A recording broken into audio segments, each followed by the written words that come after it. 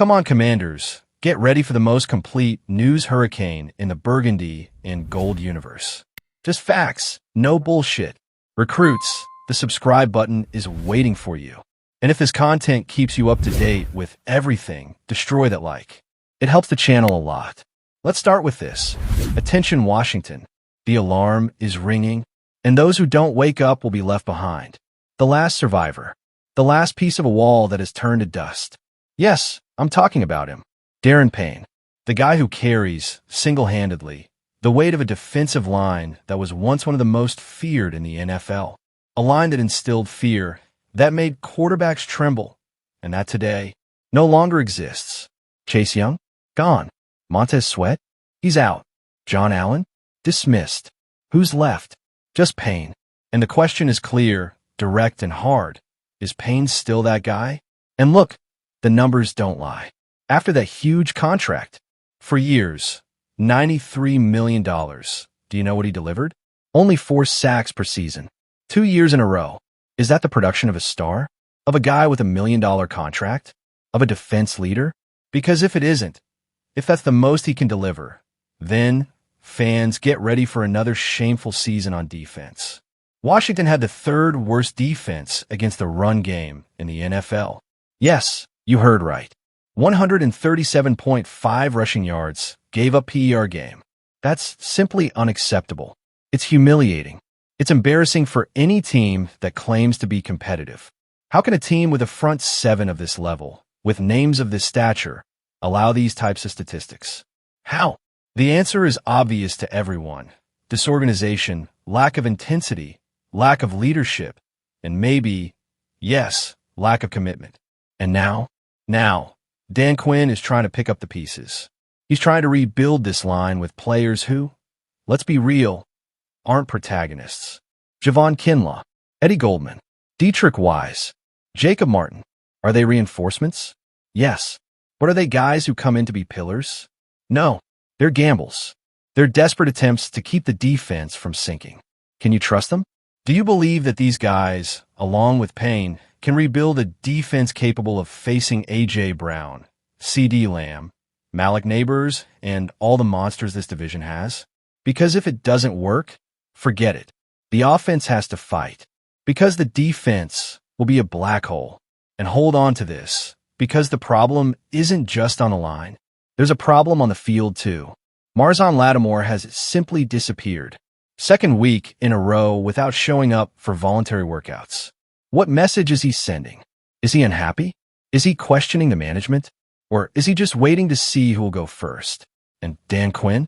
He's giving that calm speech, like someone trying to put out a fire with a leaky bucket of water. He said that everything is fine, that Lattimore has a contract, that the workouts are voluntary. But let's be honest, does anyone believe this? And look at the cherry on the cake. The Commanders will have joint workouts with the Patriots and Ravens before the preseason. But workouts don't win games. And workouts don't fix holes in the defense. So fans, wake up. It's now or never. Payne needs to prove that he's worth every cent of that contract. He needs to be a leader. He needs to be the driving force. He needs to be that guy. Because if he isn't, no one else will be. And Lattimore? Either he fixes the situation, or this locker room is already starting the year broke. And I'm going to throw it to you right now, in your hands, without filter and without fuss. Do you believe Payne has what it takes to be the leader of this defense? Can you trust him? Can you trust these reinforcements? And what about Lattimore? Is he right not to show up? Or is he playing against him? Tell me in the comments. Now, in continuation, the update has arrived. The message is clear. The message is heavy, and no one is hiding it anymore. Washington wants the title. Now, no excuses. No beaten things about it. The trade for Deebo Samuel is not just a negotiation. It is a declaration of war. The message to the rest of the NFL is simple. We are here to fight, and we are here to fight big. You know that discredited Washington? That lived in the middle of the table, collecting disappointments and erased in NFL discussions? Forget it. That is in the past. Jaden Daniels arrived, and he arrived to change everything. He arrived to turn the key. And what did the front office do? They looked at this kid, at his potential, and said, let's arm him with the best there is. And then Deebo Samuel comes in, a guy who, when he's on, simply destroys defenses. But wait a minute, let's be honest. Deebo is no longer the monster he was in 2021. That surreal season, with almost 1,900 total yards, is already in the rearview mirror. But does that matter? In the last 3 years, he has totaled more than 2,100 receiving yards. And do you know what that means? That even without being that Swiss Army knife running and receiving, Deebo is still absurdly effective in the passing game. And now imagine who he's alongside. Terry McLaurin. Do you know how long it's been since Washington had a duo of this level? Never.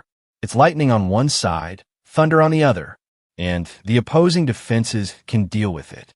Can Deebo be this guy? Can he deliver consistency? Can you be the safe, aggressive, dominant receiver that Jaden Daniels needs to take this offense to the next level? Because if it works out, forget it. This offense is on the radar of the most dangerous in the NFL. And if it doesn't, if Deebo's production drops, if he becomes dead weight in the cap, Washington throws away one of the biggest chances in recent years. There's no middle ground. It's all or nothing. A sure bet or desperate madness. Deebo and McLaurin. Will they be the best wide receiver duo in the NFC? Or is this project doomed from the start? Comment now. I want to know. Pay attention to today's updates. The situation arrives. $45 million, 3 years. All of this bet on Javon Kinlaw. Are you crazy? A masterstroke or total madness? You know that Washington, who got tired of being a punching bag. Forget it. The order has changed. Now it's clear. Strong defense, heavy defense, insane defense. Coordinator Joe Witt Jr. was clear. We're going to use Kinlaw in all positions. He won't be just another guy in the middle of the trench. He's going to be the terror of opposing offenses. And for those who think it's an exaggeration, remember the Legion of Boom. That monster defense that destroyed everything and took the Seahawks to the Super Bowl. That's right. Dan Quinn wants to repeat the formula here. Kinlaw is the new Red Bryant, a monster weighing almost 150 kilograms, capable of playing inside or outside in any hole on the line.